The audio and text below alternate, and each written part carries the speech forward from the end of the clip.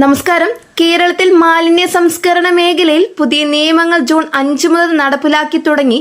സംസ്ഥാനത്തെ എല്ലാ വീടുകളിലും സ്ഥാപനങ്ങളിലും മാലിന്യങ്ങൾ 4ആയി തരംതിരിച്ച് നൽകുന്നത് ഇനി നിർബന്ധമാണ്.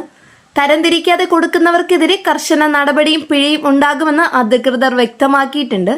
കേരളത്തിൽ മാലിന്യ പ്രശ്നം രൂക്ഷമായി തുടരുന്ന സാഹചര്യത്തിലാണ് ഈ പുതിയ നിയമം. നഗരങ്ങളിലും ഗ്രാമങ്ങളിലും കൂട്ടിയിട്ടിരിക്കുന്ന മാലിന്യം മൂലം രോഗങ്ങൾ പടരുന്നു. വെള്ളവും വായുവും മലിനമാകുന്നു.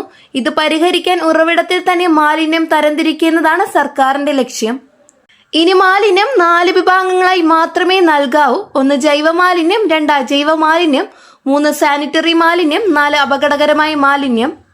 ഈ 4 എണ്ണം കൂടാതെ ബയോമെഡിക്കൽ മാലിന്യം, രാസവസ്തുക്കൾ, ഇലക്ട്രോണിക് മാലിന്യം എന്നിവ പ്രത്യേകം ശേഖരിക്കണം.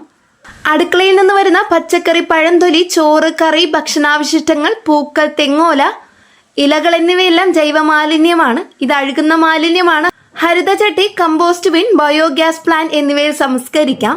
പ്ലാസ്റ്റിക് കവർ, കുപ്പി, പ്ലാസ്റ്റിക് പാത്രം, പേപ്പർ, കടലാസ്, പത്രം, പുസ്തകം, ഗ്ലാസ്, കുപ്പി, ലോഹം, ടിൻ, അലുമിനിയം എന്നിവയെല്ലാം അജൈവ മാലിന്യമാണ്. ഇത് വീണ്ടും ഉപയോഗിക്കാം, പുനർചക്രീകരിക്കാം.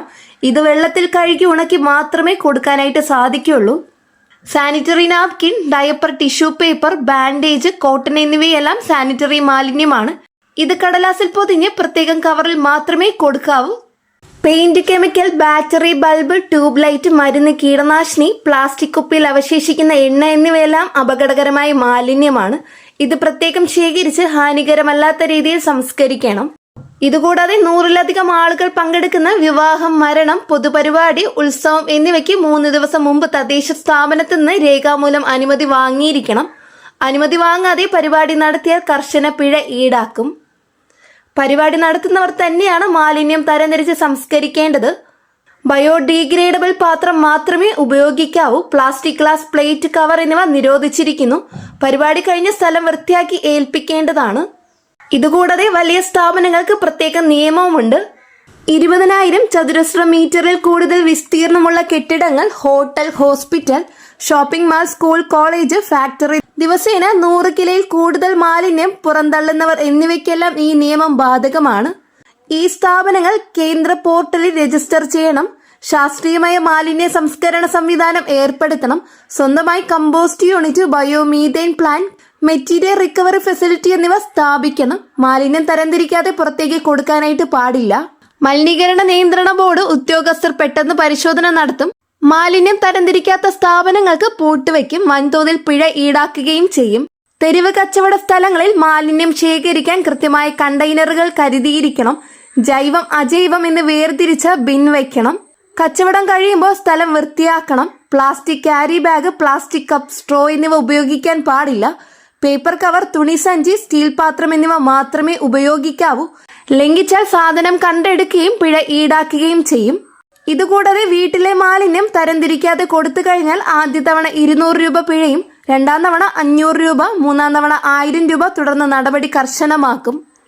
ഹോട്ടൽ, കട, സ്ഥാപനം എന്നിവിടങ്ങളിൽ നിയമം ലംഘിച്ചാൽ 5000 രൂപ മുതൽ 25,000 രൂപ വരെ പിഴ ഈടാക്കും. തുടർച്ചയായി ലംഘിച്ചാൽ ലൈസൻസും റദ്ദാക്കും. ഇതുകൂടാതെ പൊതുസ്ഥലത്ത്, റോഡിൽ, കനാലിൽ, കുഴിയിൽ മാലിന്യം തള്ളിയാൽ 1000 രൂപ മുതൽ പിഴ ഈടാക്കും. വാഹനത്തിൽ നിന്ന് തള്ളിയാൽ വാഹനം പിടിച്ചെടുക്കുകയും ചെയ്യും. ഓരോ വീട്ടിലും 4 ബക്കറ്റ് അല്ലെങ്കിൽ കവർ വെക്കണം. ജൈവം, അജൈവം, സാനിറ്ററി, അപകടകരമെന്ന് എഴുതി വെക്കണം. മാലിന്യം ഉണ്ടാകുമ്പോൾ അതിൽ തന്നെ ഇടേണ്ടി വരും. നിശ്ചിത ദിവസം ഹരിതകർമ്മസേന വീട്ടിലെത്തും. തരംതിരിച്ച മാലിന്യം അവർക്ക് കൈമാറുക. തരംതിരിക്കാതെ കൊടുത്തു കഴിഞ്ഞാൽ അവർ അത് വാങ്ങില്ല. കേരളത്തെ മാലിന്യമുക്തമാക്കുക, ശുദ്ധമായ പരിസ്ഥിതി ഉണ്ടാക്കുക, രോഗങ്ങൾ കുറയ്ക്കുന്നതാണ് സർക്കാരിന്റെ ലക്ഷ്യം.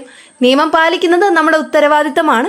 ഈ പുതിയ നിയമം എല്ലാവരും പാലിക്കണം. വീട്ടിൽ തുടങ്ങി നമുക്ക് മാറ്റം കൊണ്ടുവരാം. ഈ വീഡിയോ എല്ലാവരിലേക്ക് ഷെയർ ചെയ്യാം. ഈ വീഡിയോ യൂസ്ഫുൾ ആയെന്ന് വിശ്വസിക്കുന്നു. വീഡിയോ ഉപകാരപ്രദമായ ചാനൽ സബ്സ്ക്രൈബ് ചെയ്യുക. തൊട്ടടുത്ത് കാണുന്ന ബെല്ലൈക്കൺ അമർത്താനും മറക്കരുത്. നെക്സ്റ്റ് ഒരു അപ്ഡേറ്റ്സുമായിട്ട് വീണ്ടും കാണാം. എല്ലാവർക്കും നന്ദി, നമസ്കാരം.